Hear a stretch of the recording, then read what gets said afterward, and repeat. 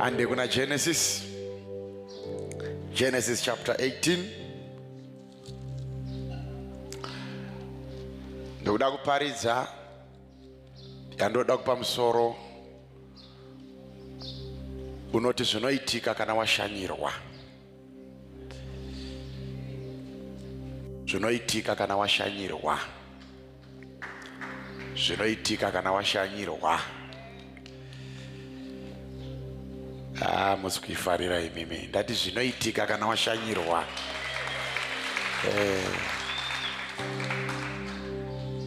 Genesis chapter 18 from verse number 1. And the Lord appeared unto him in the plains of Mamre, and he sat in the tent door in the heart of the day.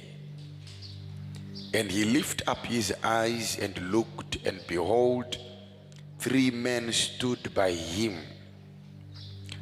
And when he saw them, he ran to meet them from the door and bowed before toward the ground. And he said, My Lord, if now I have found favor in your sight, pass not away, I pray thee, for thy servant. Verse number 4.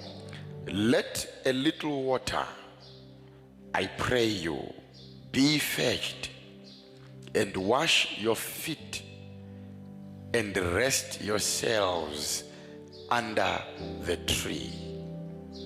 And I will fetch a morsel of bread, and comfort your hearts. After that you shall pass on. For therefore are ye come to your servant? And they said, So do as thou hast said. The Dr. Babatisi say, Papa. And they said, Do according to what you have said. And Abraham hastened into the tent, and Sarah unto Sarah, and said, Make ready quickly 3 measures of fine meal, knead it, and make cakes upon the earth. And Abraham ran unto the head and fetched a calf tender and good, and gave it unto a young man, and he hasted to dress it. And he took butter and milk, and the calf which he had dressed, and he set it before them, and he stood by them under the tree, and they did eat. And they said unto him, Where is Sarah, your wife? And he said, Behold, in the tent. And he said, I will certainly return unto thee according to the time of life. And lo, Sarah your wife shall have a son. And Sarah had it in the tent door which was behind him. And Abraham and Sarah were old and well stricken in age, and it ceased to be with Sarah after the manner of women. Therefore Sarah laughed within herself, saying, After I am waxed old, shall I have pleasure, my Lord being old also? And the Lord said unto Abraham, Wherefore did Sarah laugh, saying, Shall I have a surety to bear a child which I'm old? Is there anything too hard for me, the Lord? At the time appointed, I will return unto thee according to the time of life, and Sarah shall have a son. Yes. Ndinoda kuti nditende Mwari chaizvo nekuda kwemukana. Pane zvinoitika kana munhu achinge ashanyirwa nedenga. Denga rikashanyira munhu uri neunhu hwaro hwarwinosiya kune uyo unenge washanyirwa naro. Hazvigoneke kuti munhu anzi ashanyirwa nedenga agorega kusara aine zvinooneka zvokushanyirwa nedenga. Ndakaona vanoveza mapuranga vaiti kana vakanamanidza mapuranga avanenge vachida kugadzira, chingava chipush tray, chingava chihodrop, chingava chii, vane glue yavanoshandisa yekuti kana vakabatanidza mapuranga avo vane chokwadi chekuti hakuna chinogona kuzunza chabatanidzwa neglue iyoyo kusvikira chivakwa chavari kuumba chasimba zvemandorokwati.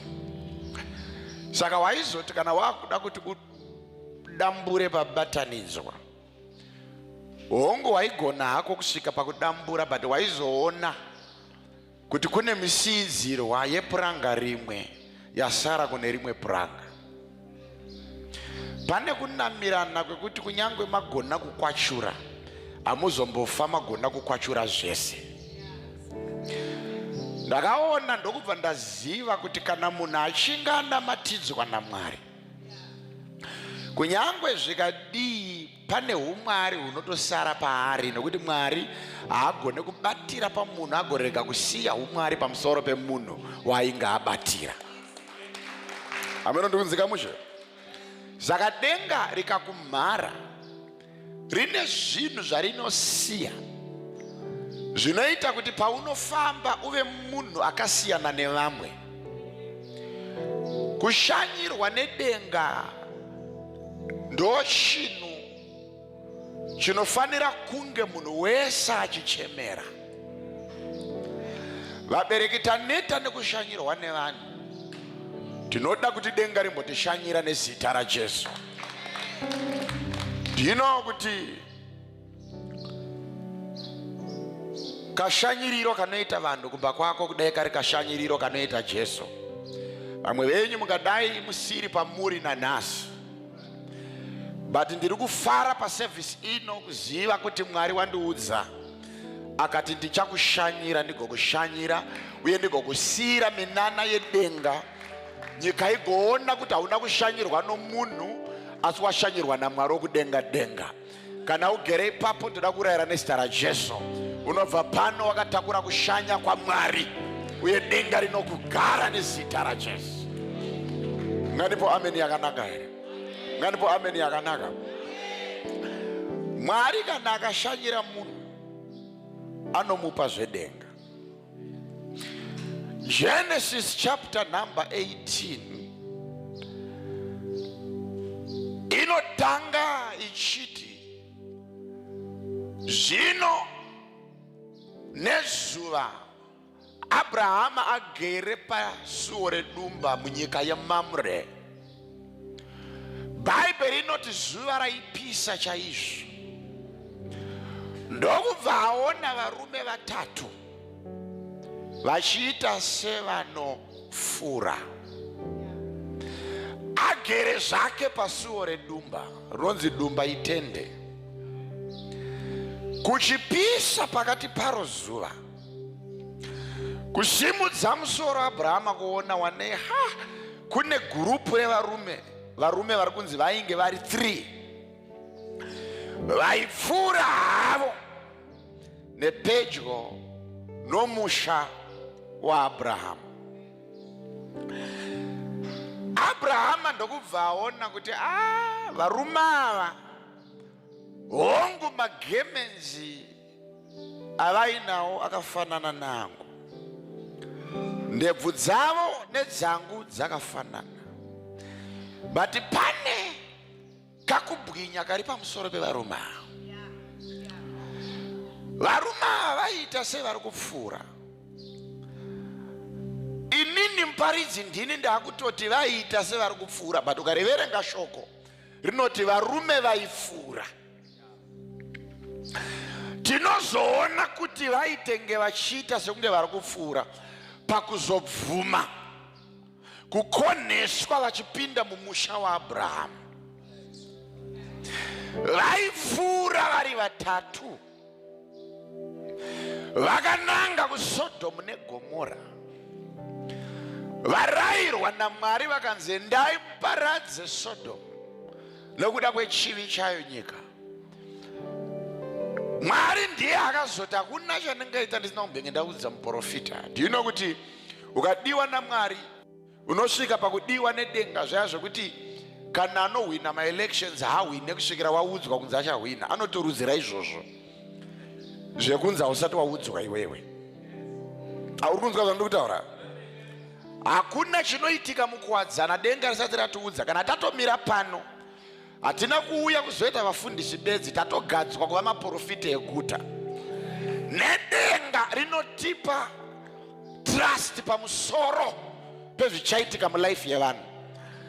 Abrahama anonzi kuregedze kunyararwa nhau yokuparadzwa kweSodhomu muudzei. Varume vatatu, Bhaibheri rinoti varume vatatu.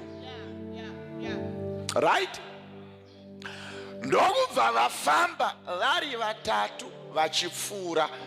Abrahamu ndokubva avaona, ndokubva aziva kuti kwete usanyengedzwe negemenzi. Pane umwari seri kwegemenzi. Usavharwe nendebvu dzinetenge dzisina kukamwa. Pana Mwari panhamo. Right?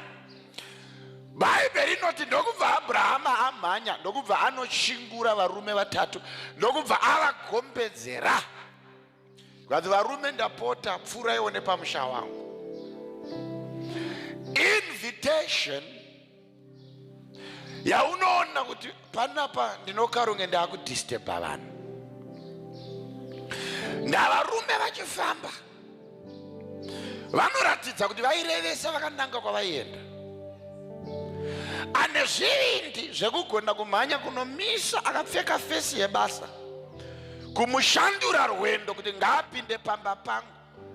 Ndiani yeye kana akasava munhu ane mbeu yaMwari imwe chete nevanhu vaari kushandura? Do you know kuti kana Mwari vakuna kupinda mumba mako havauye zviri obvious? Ipapo ndo patakapotsa Jesu ipapo.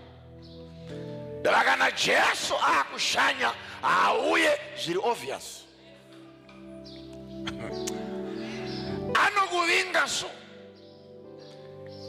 zvaunogona kutopfuura uchiti ibenzi nyamba ndiye. Kugona kunonga pamweya kuona kuti no madhumbu zvawo but pana Mwari. Because remember kuti kune imwe verse inonzi neBhaibheri Jesu achiti ndakauya ndisina chokudya mukandinyima chokudya, ndikauya ndisina chokupfeka mukandinyima chokupfeka. Muchandibvunza mugoti papi Ishe? Ndigoti murombo wamakaona aine madhumbu wainge ari inini. Approach ya Jesu yekuuya nenzira dzisiri obvious, achida kuti kana uri mwana akatakura mweya wake unofanira kugona kunyumwa kuona kuti aakupfuura pamberi pangu wadarika kuva munhu akaberekwa nomunhu. Pane umwari seri kwemunhu ari kupfuura. Rubatika izvo? Rubatika izvo? Now vaita sevanopfuura. Abrahama ndokubva amhanya, ndokubva akumbira varume ndapota pfuuraiwo nepamusha wangu. Ipapa haana kupa mukadzi advice kuti taane vaenzi. Tina mwana mai vekuti muenzi akasvika vanovava kuti madii mandiudza, but uyu Sara uyu dai Mwari vamukomborera asiyana nemadzimai maMwari pano. Ona kutsikitsira, ona kutsikitsira, ona kutsikitsira. Sumudza musoro, sumudza musoro, sumudza musoro. Abrahama aitemba mukadzi wake kuti even ndikadedza muenzi zvisina kubhuka, mukadzi ari ready kushumira muenzi. Haro? Haro? Madzimai amosi kwa nenda ndakushaya support. Abraham Abrahama ndokubva adedza vaenzi mukadzi azive ndokukaruka akukwenywa amheno kundiro kwaanga ari tikati taita vaenzi. Pfurai nepano chiona kumhanya kwacho kwaitwa naAbrahama. Why? Because Abrahama aziva kuti ndashanyirwa nedenga. Raari kuti denga rashanya harisi denga vanhu.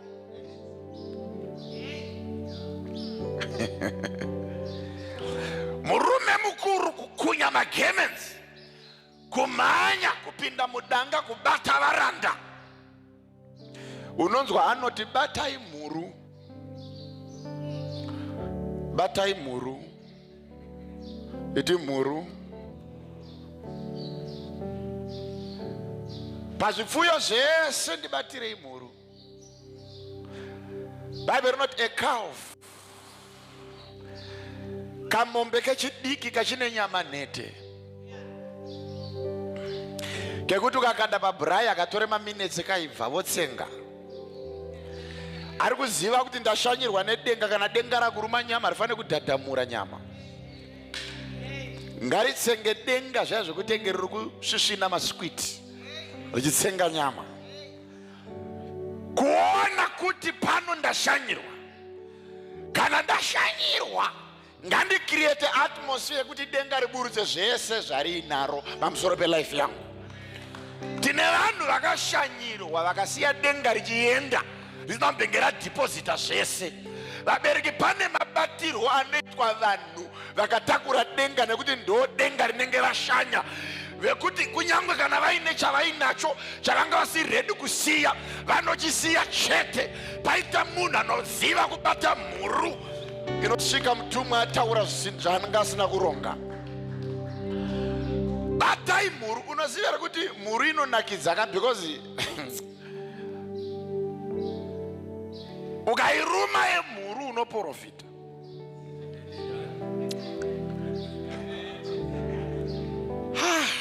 Ndiri ndega. Unoita mumwe so munhu unogona kuti anokusvikira kumba wakaneta wakapfeka chikabudura, akakudza kuti ndaapa gate, ugomhanya kufika chimutodo kuti akomana munhu uyu ari kubva kupiko. Wakatambura zvako nekuneta, but kana azosvika pamba ane tumwe tumhuru so twaanogona kuisa patebhuri zvokuti unopedzera kutaura zvaunga usina kuronga. Batai mhuru. Abrahama akazviziva kuti kana denga rashanya, riri kunzi denga rashanya, hakuna mutumwa ane bapiro, vanhu. Vabatirei mhuru ndokubva yabatwa. Mhuru isinganonoke kuibva. Ndinzwe vana amai mudzimba. Ana mai ameni. Ana mai ameni. Zvenyu zvekuti muenzi auya munokakata nyaya iye aine nyota amubvunze kana mvura zvayo. Papaya unonzwa zonzi aregai ndiise bhinzi pamoto. Bhinzi pamoto. Uko muenzi auya achitarisirawo sadza. Takasvika pamba pemwe munhu anga tashanyawo ndokubva anokanda nyama. Takatosvika nyama yapamo tichinzwa kuti muri kunhuwa nyama. Ndokubva tagara tigotaura nyaya tikatakomana pamwe ichakangwa yakabhoira kusvikira yakutenga yeswa soda. Tikaoneka tikabuda hakuna kana kuedzwa kana mvura kana chii. Right? Ndinofara nekuda kwambuya Sara. Abrahama ndokunobata kanokurumidza kuibva. Iwe Abrahama wainge waudzwa nani kunzi vanoda kudya, because varume vachipfuura havana kufamba vachikumbira sadza. But wakaziva kuti kana denga ranishanyira haripfuure pamba pangu risina kuwana chokudya chabva mumba mangu. Ndokubva kavhiyiwa kakazvifira kamhuru. Ndokubva kavhiyiwa ndokubva kakandwa pamusoro pebhurai. Amai ndokubva vabatwa zvikanzi chitangai kubika mabhanzi right now. Vapote vachiseva muto wemhuru nechingwa. Varanda vaMwari, vatumwa vedenga. Handina mitupo navo pati ndanyuma kuti denga randishanyira. Ndiri kuzvinzwa from the realm of the spirit kuti ndinenge ndapindirwa nedenga mukati memusha wangu. Hallelujah. Hallelujah. Hallelujah. Hallelujah. Hallelujah. Amai Sara ndokumhanya kutanga kumona zvibanzi zvifat kuku, kutanga kumhanya kumona, kutanga kumhanya kumona. Hapana vhesi rakamboti ndiri kuwacha, chimbomirai. Haro regai tiparidze. Handi tawaya kucheche ndokwatinokubatira vangu vakaoma musoro, tokubatirai kuno. Kana mabva panapa mutaurike nemimi. Hapana patakanzwa mbuya Sara vachiti ndiri kumbowacha kana kuti sisi.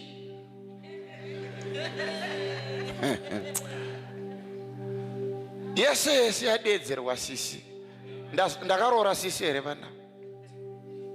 Unoona munhu akaita kuvarairwa nemaketeni kadiki kadiki, sisi achizunza keteni rakachena kare richingodanza sisi. Dhedhe warida hembe sisi. Unge uchati sisi dhedhe warida nhumbi dzomukati sisi. Zvese sisi. Takaroorani pamba pana? Haro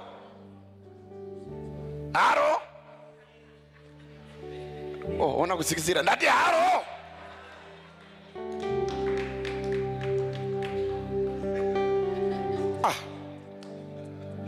Mbuya Sara, because Bible kaiverenga zvinonzi vainge vaine varanda. Hatisi kutaura zvambuya Sara vairoja 2 rooms ka. Dzokera kumashure chapter 12, chapter 13 verse 1. Zvinonzi Abrahama wainge akapfuma pagoridhe, pazvipfuyo, kunyangwe navaranda. Ana Hagari vaakazokumbira, tandara nababa ubereke mwana, ndaneta kushembera ndisina mwana. Wainge ari murandakadzi, but hatinzwe Hagari achidedzwa mukubikira vatumwa. Do you know kuti mamwe ana mama vari muno mune mablessings amuri kupa vasikana vebasa angadai akasara kwamuri? Amuri kuramba muchikandira basa kumusikana. Baba ndovoramba voshumirwa nomusikana. Zvino kana akagona kubika kudarika amai, baba vakati zvanaka, nyasha dziri kuenda kunani. Unonzwa wacho ane nungo dzekubika godo akutaka kutokomberera, zvanaka kunaka kudikwa, kunaka kudikwa. Amai, kana muchigona kubika bikai, sudurutsai musikana mubike. There is a level whereby kunyanga ukawana musikana anokubatsira, pane zvinofana kuitwa zvikuru sei zvinoshumira atenzi vari pamba. Murikundinzwa zvandiri kutaura? Mbuya Sara ndokutanga kubika. Havana kukombrena washeni, havana kukombrena ndiro, ndokubikira vatumwa. Idzo ndiro idzi dai Mwari watibatsira. Kune mumwe mukadzi ipapa pari mumba ipapa panoda ndiro kudarika murume wake. Dzinokosheswa ndiro zvazvo kuti hakuna ndiro inorara isina kusukwa.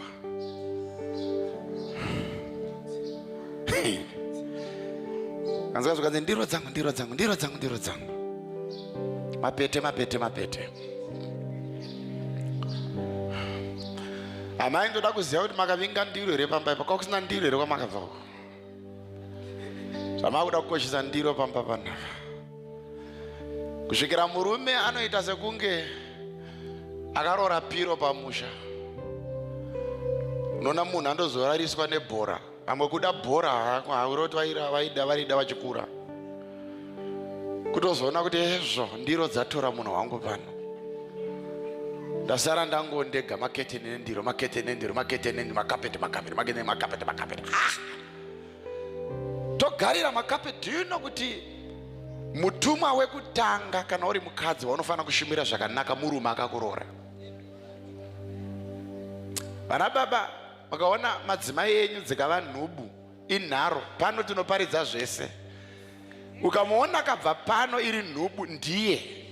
Usandibatanidzire ipapo, ndiye.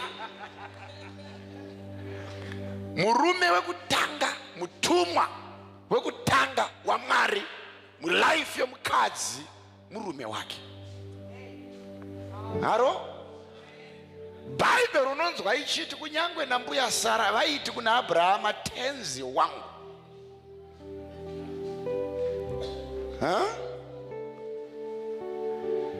Ila mukadzi ane godo nemurume wake, murume haabude usingazive kuti apfekei.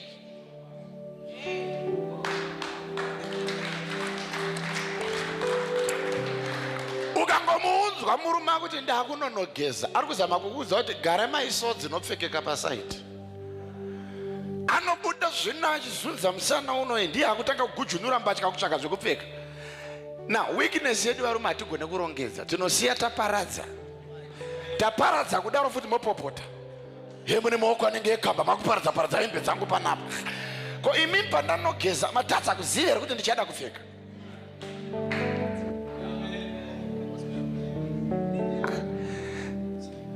Aiwa, mira ndimboirova ndikuzwa kuti ipapa panenge pari kupona vanhu ivava.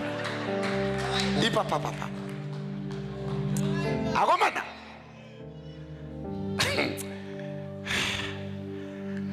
Uri mukadzi mumba patika, mbuya Sara vakagona kugamuchira vaenzi. Pamba panonakiswa nomukadzi. Mukadzi ngaadzidze kubata atenzi vake vekutanga vanova murume. Apedza kudaro obva ava nemwoyo wakasununguka kusvika pakuti kunyangwe nevaenzi vanosununguka kuswera pamba pako. Mukadzi akangwara paanopinda musupermarket, ndinozviona kuna mai venyaya, ndinofarira tunotapira mumukanwa. Saka kunyange kumba kusina mafuta vakazandiudza ndotenga sausage kusina mafuta kana kutenga chibhanzi, ndinotozoda ivo kunditi hakuna mafuta totenga mafuta because ino zvinonaka izvi. Kana Mwari anondinzwisisa ipapo. Saka maya vakarongeka kusvika pakuti tikasunda turori kwavanotanga kwacho ndokunondibhowa. Vanomhanyira kumajiki, domesitosi. Mwoyo wangu uchinzwa kuti kumba hakuna nyama. Una munhu asunda turori aenda kujiki. Jiki zvokutanga kutura jiki, domesitosi, mushongo wemutoreri, diki, sunlight. Zvazara. Mwe musi ndakaona vaunganidza matauro nematauro. Kati matauro ndeyekwayo. Ndokubva tanga kupetuka zvakanaka nematiti brush nekorogate zvakarongedzwa tauro titi brush korogate naimi idonation zvikanzi kwete kana kwazouya muenzi. Zvichida kuchauya muenzi. Shuwa unoshanyirwa nemuenzi akanganwa tauro. Ugomupa nyoro rabva kushandiswa nevana.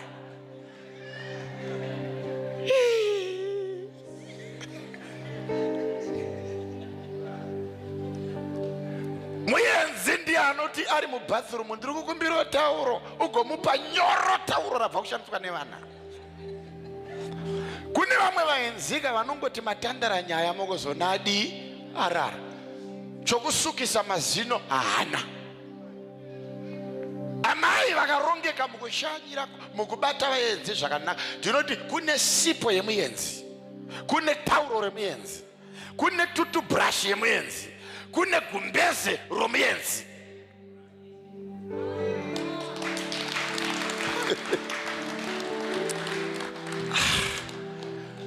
Muenzi achiuya ndiye anobvutidzana gumbeze revana vari muspare.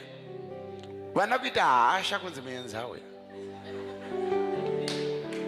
Ana mai shandurai moyo, dzidzai kuna mbuya Sara. Zvirubatika? Ina amai vandakavadzidzisa kuti kunyange vachibika ngavabike zvinosara.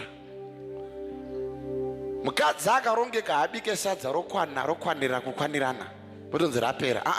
Bika zvinosara. Ukagogodzerwawo nokora pane chawabika.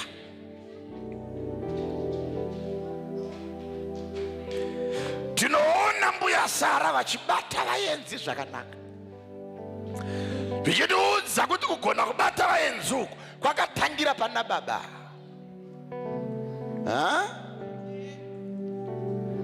Vaenzi ndokubatwa samadzimambo.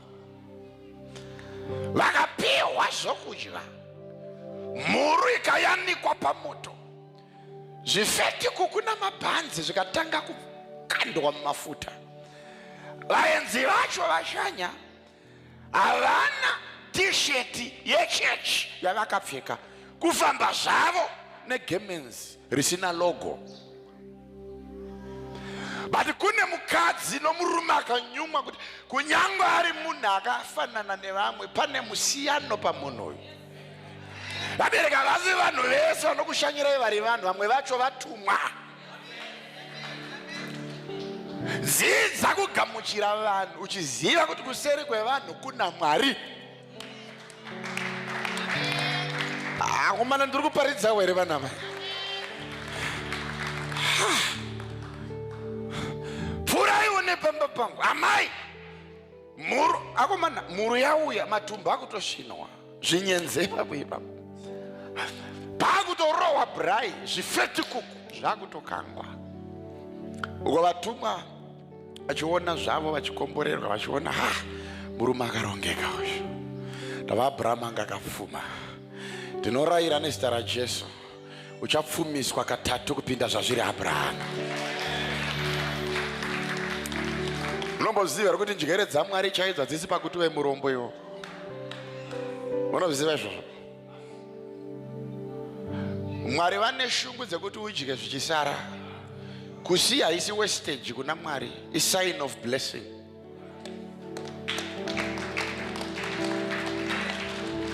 Haro? Mwari uyanda kuti kana motikari wakufamba nadzo, do you know kuti motikari one mugaraji urombo?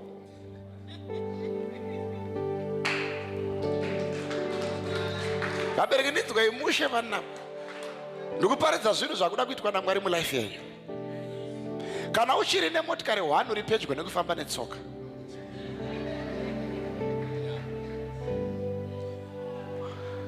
shungu dzaMwari dzinoti ngadzipake. Zvenyu zvokuti hanzi mama ngativake imba ine double garage. Double garage harishande kana Mwari vakukubata. Pamba panogadzirwa yard dzinopaka kutenge padriving school. Abrahamu zuva raakabvuma kuti ndakubuda ndakutevera Jehovha, Mwari wakamutevera nemakomborero. The moment you obey God, the next thing, there are physical, material blessings that follow obedience. Aini ndiri kutenda kuti pano takateerera Mwari zvende tichapfuma chete nezita raJesu.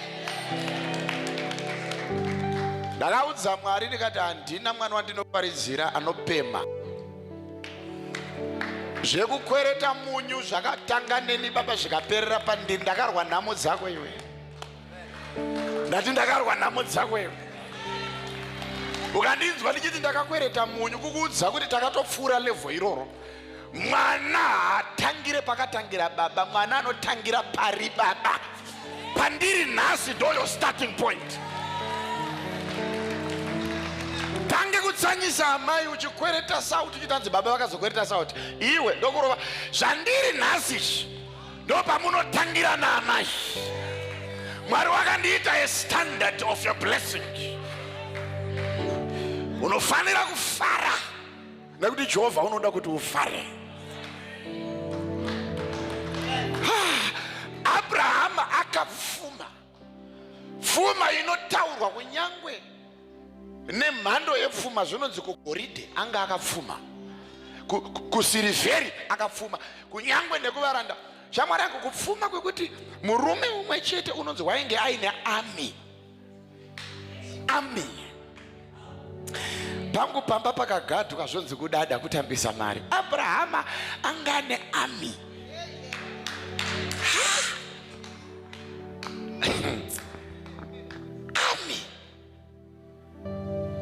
Munhu waMwari munozoda kugadwa enda kugadwa. Alright. Unoziva kuti Jesu paaifamba nevadzidzi vangani. Iye urukomberana 2 zvavo. Kazingirana minisho. Ndio warikuta kurwadziwa navo kuti yekugadwa munhu waMwari kazingira. Jesu aifamba nevangani. 12 varume. Mitumba yevarume, mikwangwari yevarume kudaiso. Huro dzakakobvuka. Zvirume zvirefu zvine meso anenge madomasa aibva zvikakutarisa kudai hautaurisa iwe. vakakomberedza Jesu. Iwo ndirambidza kuti kazingira naminishu vafambewo neni. Musadaro vanhu vaMwari. Uchafamba wakagadwa nezita raJesu. Kugadwa is a sign of weakness. It's sign of power. Hallelujah. Aiwa unogadwa uchingonzi mother.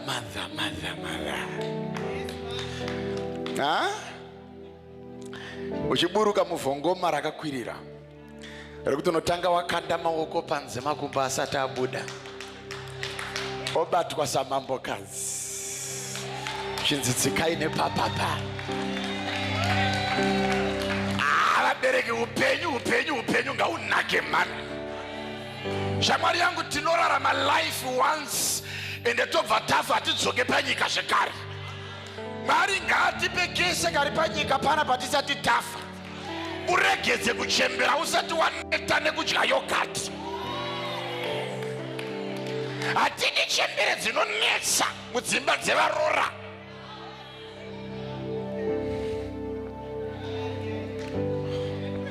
Wakubatikana mwana ndiyo otengera murora yogurt, mwana ndiyo otengera murora ice cream. Wakubatikana kuti dai yaunzwa kwandiri. Mwari ngaakukomborere uchiri mhandara, urege kuva muchembera achanetsa. Idya yogurt, idya chokoleti, komborerwa nashe, famba nadzo, simudzwa nedenga. Zvikunzwika zvakanaka here? Hatidi vanhu vanoti kana vakufa vanopfanha makumbo kutenge vaona chipoko, achiramba kuti ndakurumidza kuenda nyika yange isati yapera. Mwari waAbhurahama ndiye wandiri kuparidza. Ndiye Mwari ngaakutevere pasevhisi yanasi, ngaakupfumise negoridhe. Andashaya ameni. Ngaakupfumise nesirivheri, ngaakupfumise nezvifuyo. Unozivere kuti kana munhu anyatsopfuma zvakanaka haafambe nemari.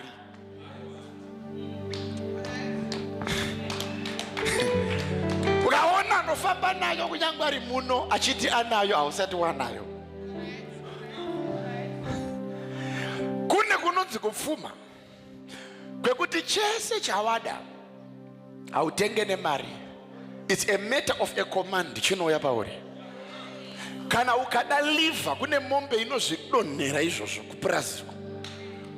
Igokuma mombe kudonha. Vari vatenzi vasuwa liva. Hayaya, varaba muri kudinzika here varaba. Village igoungana. Abata bada kwaenda naro, abata matumbu ndiye. Nyambisirwa zvadonhera mombe iliva. Kuudza kuti unganidza, musabate liva yangu.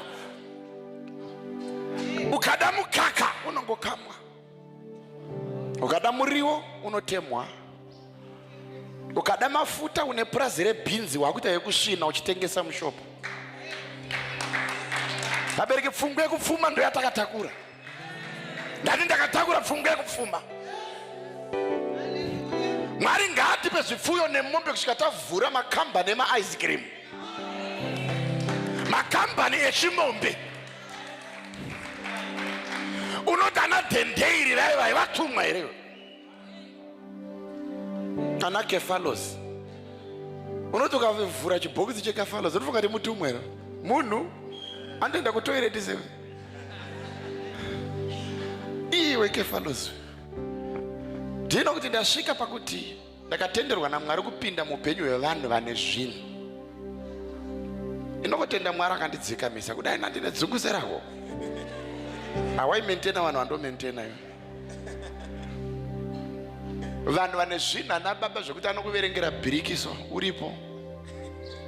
Ende munhu ane mari akangwara akada kuona so rako roverengwa 50,000. What's the right? Iyi siyai kubasai.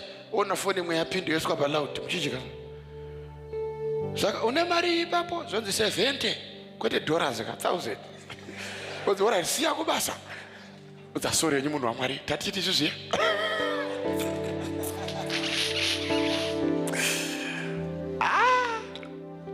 musi ndakagara nemwe murume ane mari dzake atacheka paya anoendesa kune chimwe chihotera chirimo kwatogara andaimbopasiya kuti panodyiwa. Ndaingopfuura tipinde kudai ndione akomana varungu vekwane vavo, but varungu havasi feya, unoziva, vakawanda zvavo, ganda rakachena kuti mbu. Pandaipfuura pavaidyira, vandapinda nemwama yangu mutema, neniwo ndiri mutema, tagara ipapo tadya, takukurukura.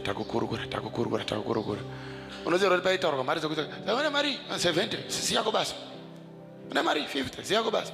Apo motikari yangu yakatsvuka, pachitaurwa ma 70,000 ma 22,000 uko vhongoma rakadii zvaro rakatsvuka. Apo chaari kuda it's spiritual mentorship. Imagine kuti wapedza kumupa zvemweya munhu iyeye, uchabatwa nemuyedzo kumuti munhu waMwari dirai peturu. But level raari kukupa manje harisire kupeturura. Ukaona munhu akugona kutaura mafigures emari in your presence, akupa level risire kuperwa nepeturu. Iyo ndo paunomudza kuti kumba kuna kana sadza izvo munhu waMwari kana vanhu vangu kana school fees vakadzingwa. Achipedza kutaura mafigures akadaro ndokubata musoro. Tapedza kudaro achipinda mune yake ndichipinda mune yangu. God bless you. Takafanana. Sadi jairi nekuti peturu yakatsvuka. Takafanana. Achienda ndichienda. Usambo limit kwane nhamo yako kusvika pakupareta nhamo mukwadzana yese.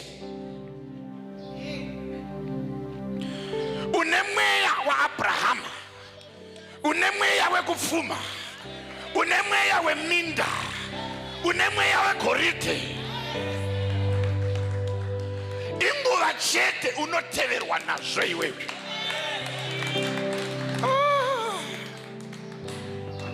Abrahama akapfuma aine varanda aine goridhe, but akaziva kuti kana ndashanyirwa nedenga ngaridye. Amai batai muru ravai zvifetikuku, vatumwa vakapinda vakafara vakadya. Inini panondinetsa wakaverenga bhaibheri pane imwe nzvimbo tichiverenga mavhesi ataverenga pane pazonzi neshoko, and one of them was Lord. Pane pashandiswa wedra kuti Lord. Alright? Vakariwana vhesi racho vacharisa. Pane pashandiswa vhesi rekuti Lord. Ari mutumwa, murume ane ndebvu, murume akapfeka mabhachi akafanana nenyu, but mazofamba naye pane panozonzi Lord.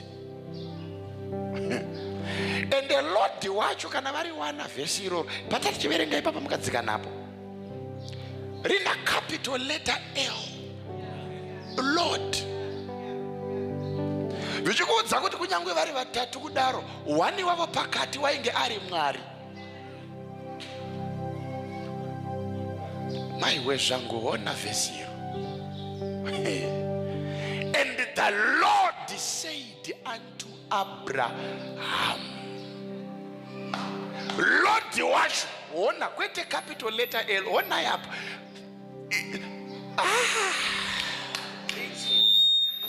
Iwewe ukariverenga unopasiya, kwandiri handipasiya. Kana kuri kutanga mutsanyo ndinotangira ipapa.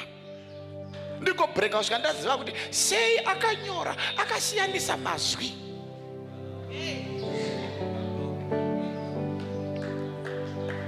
Uri kumuona ari munhu kangamba ndi Lord. Vabereki, problem yenyu munodherera. Ndodambudziko ramuinaro. Munomunga kuti munhu akapfeka bhachi serako mafanana. Hatina kufanana vabereki. Kune vamwe vakapiwa maturuzi edenga. Kune vamwe vakagadzwa nebreakthrough yako iwo. Kune vanhu vakatoberekerwa kusimuka kwako. Vanhu ivava ndoko vakapfekedzwa denga, vakarayirwa naJehovha kunzi pfuurai nepakati kune muranda wangu. But kana vapfuura vafamba vachindavinga nhingi, vanoita sevari kudarika. Zvakutoda anacho chedenga kukochekerana naLord uyu akapfeka ndebvu ane kemenzi kuti ataure Isaac. Akomana ndikunzwika here vana vaina? Ndikunzwika here vana vaina? All right. Isi yako iri papo. And the Lord said unto Abraham, wherefore did Sarah laugh? Aseka wacho. Aseka ari kuseri kwetende. But ukaverenga zvakanaka Bible rinonzi vanga vari pasi pemuti ndo pavaidyira. Vaisadyira kutende pasi pemuti. Hatiziva kuti tende ranga riri pedyo nemuti here, hatichaziva, but ndikutenda kuti tende ranga riri paro, muti uri paro. Kureva kuti murume uyu paakubvunza kuseka kwaSara, that was a prophetic word. Sara aseka kwete pasi pemuti ari kukitchen, but kune murume agona kubata setswa.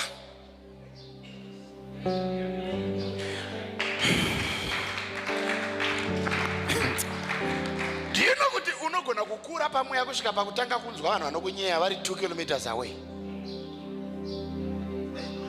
Mama, udzai vana kuti murume uyu ataure zvaasingazivi. Rimwe zuva takapfuura pana First Street apo, ndobva ndatanga kunyeyiwa nevamwe varume, ndikavanzwa ndiri about 20 meters from them, but vachizevezera. Kunzwa nzeve kunge dziri kupisa kudai. Ndikotaka kunzwa mazwi achiteera kakurira kenzeve inzwi rimwe ratera. Ini manje Mwari akazondibatsira. Mazuva ena handisina mangwana ndokubva ndangosvika waiba. Ndobva ndatangira pane pandapherera kunzwa. Wani wacho akazondibata later zvikanzi akasita tichitaurisei. Ndikati Kana, kune mweya wekuti kunyange vanhu vakavhara madoors, unoona zviri kuitika mudzimba dzakavharwa madoors. Do you remember kuti kwakaitika hondo pakati peSamaria neAsiria? Nokubva mambo waAsiria aronga zano rekumirira masoja eSamaria munzira. Zvinonzi muprofita Elijah ndokubva wanopota achifumura kuti akomana mukafamba nepapa makamirirwa munobatwa. Varume ndokutsambuka nzira yainge yakamirirwa nemhandu, vakatanga kuyambuka vachirarama. Mhandu ikakwegura iri panzvimbo imwe chete, kusvikira mambo vabheja vakabata masoja avo zvikanzi pakati pedu pane mutengesi. Vapedyo nekurohwa namambo zvikanzi wana ndokubva asimuka musoja weAsiria akati kwete mambo, pakati pedu hakuna anotengesa, asi kwaSamaria kune munhu waMwari anoziva zvatinokurukura kunyangwe nomuimba yomukati. Aiwapiwa womuranda anoona, anoziva vakakuteya. Mama.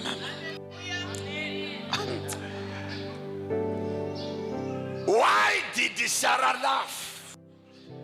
Aseki chasekwa na Sara chiprofita. Because vapedza kudya, mutumwa adya, anakidzwa, anwa mvura, akunong'ona. Ndokubva atanga kutaura nezvaanga asina kutumwa. Ndoda kuona vhesi rakanzi zvino vatumwa vakatumwa naMwari kunzi vaende kunotaura Isaac. Richage kana ukarowana riisa. But tinaro vhesi rinonzi zvino vakanzi endai munoparadza Sodom nei. Saka agenda yavo yanga isina Isaac mukati according to scriptures. Yanga isina Isaac agenda. Yanga ine Sodom neGomora. Isaac akupinda papi kabatirwa kaitwa mutumwa. Ndinoni Mwari ane kabatirwa kanoitwa zvokuti anotaura nezvasina kuronga muservice. Munhu waMwari kumira apo ane manotsi. Ndicharova pakati ndibva pakati ndikura pakati agomakanganwa. Kwaita mwana mukati ane makuziro evhangeri. Makuziro evhangeri. Do you know kuti hadzisi dzese dzatetaura nadzo apo dzabva kuna Mwari? Dzimwe tishu. Ndikatukudze chokwadi. Dzimwe dzacho taita dzokuviringa sokuti hai inonakidza rega ndiende nayo. Hadzisi dzabva kuna Mwari, dzimwe dzabva pamwoyo wangu. But pakuda vana vanogona kushandura munhu ane shoko rabva pamwoyo wake rigova shoko rakubva kuna Mwari.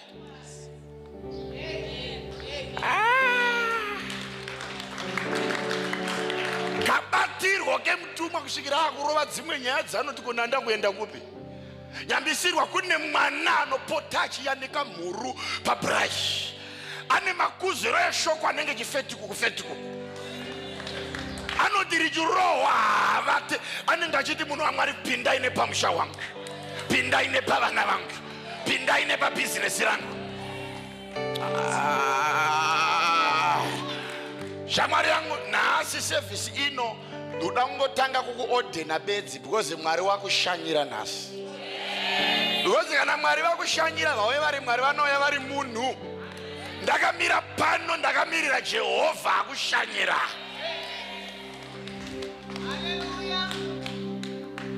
Kana ndawana nyasha, pindai nomumusha mangu. Abraham anodaro, if I have found favor, pass into my house. Ndishanyirei Mwari. Mwari ari kushanya ndokubva uya ari munhu. Zvino madadira unoita. Madadira unoita. Ungaaccommodate Mwari nemadadira. Unorwadziwa nana bamunini. Bamunini chaiwo. Hanzvadzi dzomurume nevanenge navamurume vanokubata moyo. Unodada zvekuti uri mukahonda fiti kudai so. Unopfachura vamwe madhaka kuchinaya hausheuki. Ndino kuti ndakamboudza vasikana vamwe vandaidzidzisa vaida kuti mukabvunza kuti munhu waMwari, tingaziya sei kuti mukomana uyu mukomana anorora uya agoita murume akanaka? Ndikati magona mandibvunza. Chekutanga ndikandauza kuti aiwa kuti uzive akanaka tanga wanaka zvikanzi maitenyu. Ndikati tichirega ndidzike. Ndikati number 1, kana une mukomana wako uchida kuziya kuti anogarika naye here, tombota nemotikari, chimbopinda motikari yakadhiraivha mutrafiki kusvika mutauni, mutrafiki cha iwe samuudze madhiraivhiro, musiye ari mutrafiki. Unogona kuona kuti baba vashanetsa nemakatiro avanoita vamwe vachipopota, vakakatwa vachipopota, vachingobudisa vachipfaura maoko vachidoza kuti paita problem, hapana patience. Unotozviona? Selfishness hadzinetse kuona. Anokudhiraivhira mulende unofanira kunge richidhiraivhwa nevari kumhanya, iye ari mu40 kilometers. Haafunga hadi akadya window zvake so zati paita murume ari selfish. Dzinoridza mabhiru kude kudzama kunonzi kuti asi kuflasha kuti suduruka haasuduruki antopopota. Oziva kuti haagarike naye. Paachazokuvharira nzira wamumba uyo uchati zvatanga nhasi, aiwa zvakatanga achidhiraivha, hauna kuzviona here?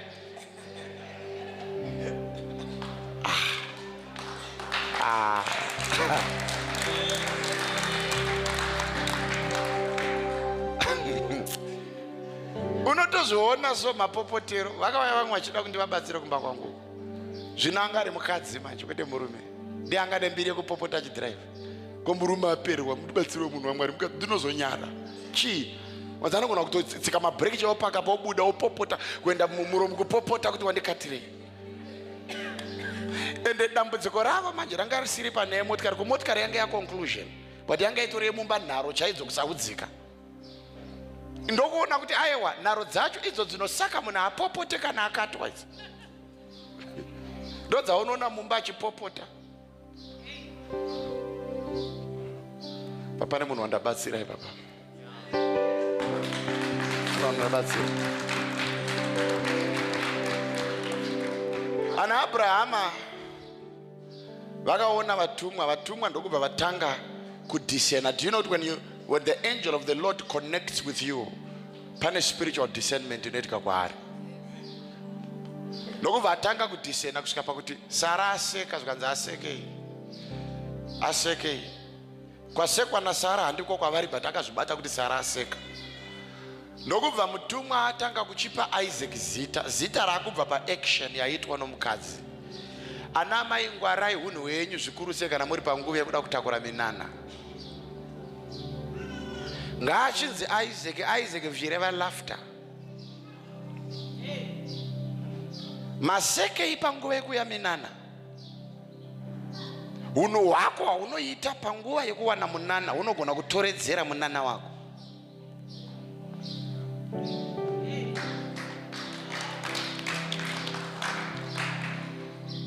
Unoziva here kuti pane imwe nzvimbo Jacob akuda kubuda kuPadhani Aram kwaaigara ndisekuru vake Labhani, akati chiregai ndiende.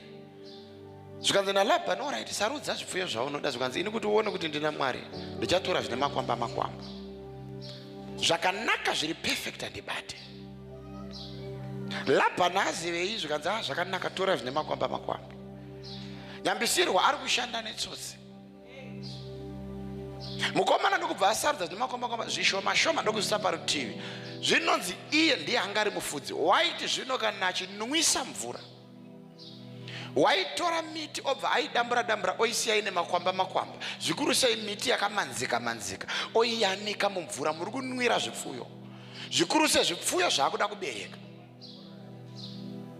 Chaiti chichinwa chipfuyo chakatakura mazai, nemwana ari mukati aishandika kuti makwamba makwamba aonekwa.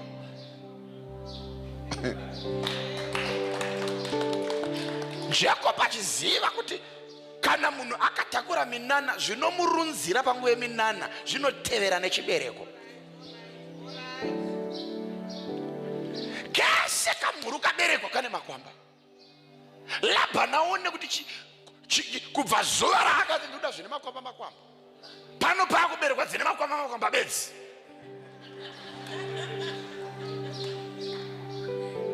Bhaibheri inoti ndokubva zvipfuyo zvaJacob zvawanda kupinda zvaLabhani.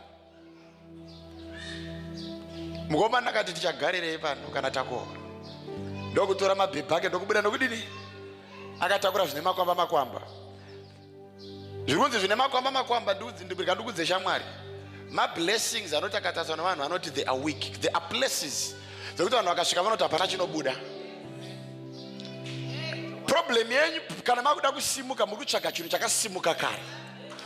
Ndosaka makamira pasi pavafundisi vasina basa nemi, because vakasimuka kare hamusiri mulevel ravo, but muri kuti nanga nanga nevanhu vasina blessing yenyu. Unosimuka pakasimuka kare. Nyambisirwa Jacob, ndinotanga nemakwamba makwamba. Kune nzvimbo dzekuti ukaona so unofunga kuti hapana life. Jacob anoti kana Mwari vari Mwari, ndinosimuka nechinhu chakazvidzwa. Ndipei dzine makwamba makwamba muone. Iza hatidi kureiza mwana anongogara ari paadvantage. Shamwari yangu, sometimes start at a disadvantage. Uprove vanhu mhandu yaMwari wako. Ndoda kuti umboroorwa une shena iwewe. Upfimbwe une shena, uchibva unopfimbwa une shena iwewe. Iwe kana Mwari vangoti wakupfimbwa, hazvinei nepulling socks, hazvinei neDhaniela, hazvinei ne47 20 and 100 pisi musoro, hazvishande zvemapisi eweave. Kana nyasha dzaburuka dzatoburuka, uine pata pata rakachena, unopfimbwa.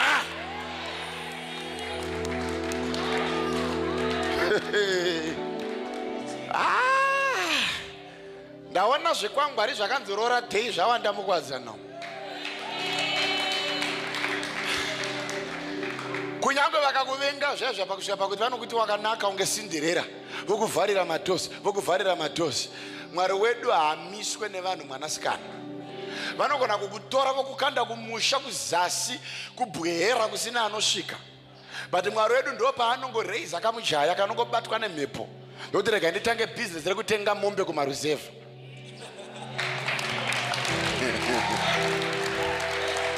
Kai koko rori yake inobva yaponjera pamberi nemusha wenyu.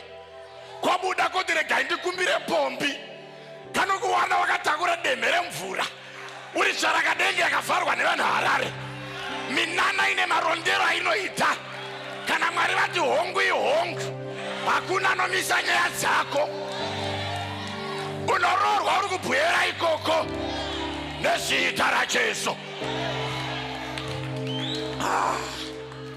Zvevanhu vanokuti aiwa enda kumashure, enda kumashure, enda kumashure. Shamwari yangu hazvina kana basa. One day uchangonzi famba nebasket offering. Uchiteera narokuda nemadhimoni achibuda, uchifamba nemadhimoni achibuda. Hazvinei nepurupiti.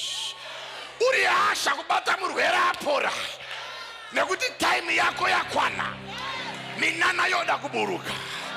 My God, my God, my God, my God, my God. Ndirukuda dzinema makwamba. Ndinogona kuloketa kanu kasinga remekedzwe nevanhu ndiko katena into my advantage. Ndinoona mutumwa wamusumuri kuona. Ndinoona ngirozi yamusingaone.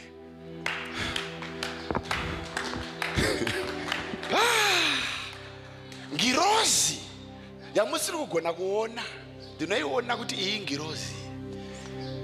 Mese mungoti ngirozi papi. Ndiro kuti ndine vanhu so vanondikaona so pakati penyapa so ndinonyatsotsikidzira musoro ndikati uyu munhu ana Mwari. But munhu iye hagone kana kunamatira murwere. Munhu waMwari tine vanhu vakamira neni pangu yekuti hakuna kana hwana iona upenyu. Akumira zvanonyatsonoti akushinga. But akamira. But kuine vafundisi vamwe vari kupisa vanofitwa nemasutu kundidarika. Ndinomwe mwana akasvika pakuti baba muri kuBible college kuchechi kwandopinda handichaenda ndakupinda kwamunenge makokwa ikoko. Ndikakokwa every Sunday oenda ikoko kusvikaita 2 years achiteera baba ikoko kwavaenda ikoko kuramwa chechi kuteera baba ikoko pandiri kuBible college kuona mutumwa asina chinoonekera. Hakuna vaiona mutumwa but mutumwa waioneka. Kutanga kuona kuti pano pane mari vanhu vasati vapaona. Kuona kuti kambani inosimuka yakuda kurambwa yakuda kutengeswa. Sei uchida kumhanyira pakaungana vanhu. Mwari havashande newe the moment yaunofarira maadvantages. Mbiri yaMwari inoonekwa when you are at a disadvantage. Vanhu ngavazvione kuti munhu akasumuka chikambairo. Ukanzwa vakuti mishonga usarambe. Vaudze kuti kune bharumu reGiriadhi mushonga unonzi Jesu. Kune vakauya vakati ya mishonga ndikati hongu mishonga mitatu. Zvikanzi ipi ndikati Mwari baba Mwari mwanakomana Mwari mweya mutsvene. Kana wana Jesu kunyange ukasiwa mundove unosimuka chete. Kunyange ukarambwa nenyika unorarama chete.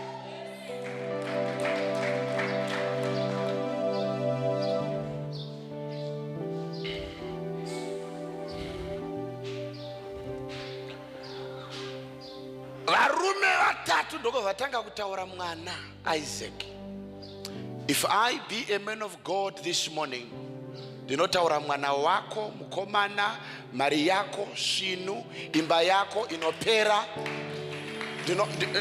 Ndinotaura kuberekwa kweminana yako. Kana ndiri muranda wa Mwari. Ndati kana ndiri muranda wa Mwari. Pane mhepo dzandiri kudzwa naMwari right now Jehovah ari kunditi akutanga kusudurutsa vese vari temporary in your environment. Sai nekuti Mwari wakuda kukusimudza uchaona pane rejection ichatanga kusimuka kusati kwauya. Usashema uchifunga kuti warambwa uri kubvisirwa mapenzi naMwari pedyo newe. Ukaona wese akuramba ari kuedza ngoti handisi munhaka yawakapiwa naMwari. Zvikwekwe zvinobuyamwa but zvisina destiny newe. Mhepo dzaMwari dzinoti dzakusudurutsa. Pane dhipa ramakombo rawakupinda. Wakukandwa mumvura dzinochenesa. Wakugadzirirwa nhaka yamangwana. My way. Takutaura Isaac. Uine makore usingabereka nhasi unobereka. Hazvina basa uri chemberi. Kana denga rakushanyira unobereka uri chemberi.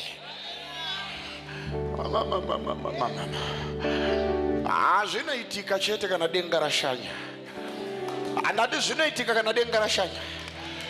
chibereko chakavharwa so machubhu akachunwa nachiremba kunzi hakuna mwana. Asi kana denga rashanya kune kuzarurwa kwenzira inofanira kugara mwana. Akomana ndikudzikere panapa. Zvichioneka kuti hauna production, asi kana denga rashanya production inotanga kuitika. Isaac iyeye uyo anonzi akura akadyara munguva yenzara ndokubva akohwa zvakapetwa kazana. Hazviitike hunge kana denga rashanya.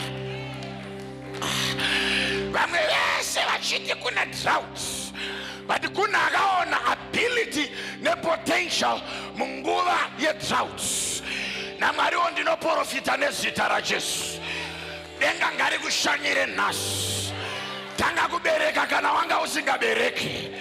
Simudzwa naMwari nekuti denga ratoshanya. Akomana ndikunzwikere panapa. Akomana ndikunzwikere panapa. Kana denga rashanya unobata mwana panguva isiri yokubata mwana. Kana denga rashanya murume asingade zvemuchato unonzwa kuti ngatironge muchato mama. Kana denga rashanya chibereko chinobereka vakomana wakuda musikana chinoshandurwa chokupawo musikana. Kana denga rashanya nemwana akabricha anodzokera panzvimbo yake. Kana denga rashanya kunyangwe nepasina mari nemari inotevera. Zvinoitika kana denga rashanya. Kana denga rashanya. Dati kana denga rashanya. Kana denga rashanya. Ndege dzinoita makombidzi. Munoenda England mukadzoka vanhu vakutenga vanhu varikuenda kuHighfields vachidzoka. Shanyirwa nedenga iwewe. Dati shanyirwa nedenga iwewe. Marriage hairambe kana denga rashanya. Business harirambe kana denga rashanya. Aubereke vana madofo kana denga rashanya.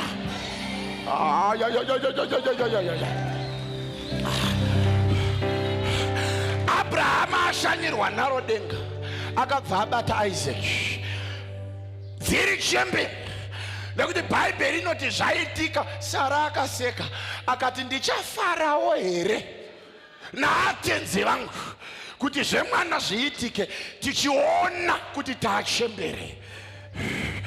Imagine kuti nemunhu wacho arida kuitirwa minana ari kutoresista minana achiona kuti environment yese haisi able kuti igone kuprovide minana. Ini ndo zvandamiriro pano paSunday yanhasi. Ndoda wani munhu ari kuti munhu waMwari hakuna kana light, handina kana direction, handina kana chinooneka, handina kana chinobatika. I might have waxed old, but my God will raise a miracle. Uri chembere kudaro wakuzvara. Uri ndonda kudaro wakuzvara. Uri mwanasikana akwegura wakurorwa. Zvekunzi wane 30 years usati warorwa inhema idzi. Ndiri pano somuprofita waJehovha. Unororwa uri mu40 years idzodzo. Unochata uri mu50 years idzodzo. Unopfeka gemenzi kumeso iwewe. Unotambirwa masteps chete. Inovakika imba ikapera. Inobatika mari denga rashanya. Dati denga rashanya. Kana denga rashanya michato inowanda pasowe. Kana denga rashanya motokari dzinowanzwa kutenge bhutsu. Kana denga rashanya mana inodonha kubva kudenga. Unofidwa nevatumwa. Denga rikashanya zvibereko zvisingabereke zvinobereka. Denga rikashanya mapenzi anodzikama. Denga rikashanya vanorwara vanopora. Anakinza vanokanzurwa. Anaasima vanoparara. Kushanya kwedenga ikoko. Adairamenika ndikuzwa. Dairamenika ndikuzwa. Inini ndiri kungoda kuti Jehovha akupe 3 days bedzi kubva nhasi. Usikufara, usikufara. Kubva nhasi 3 days uchaona minanda yausati wamboona shunguri wanamata.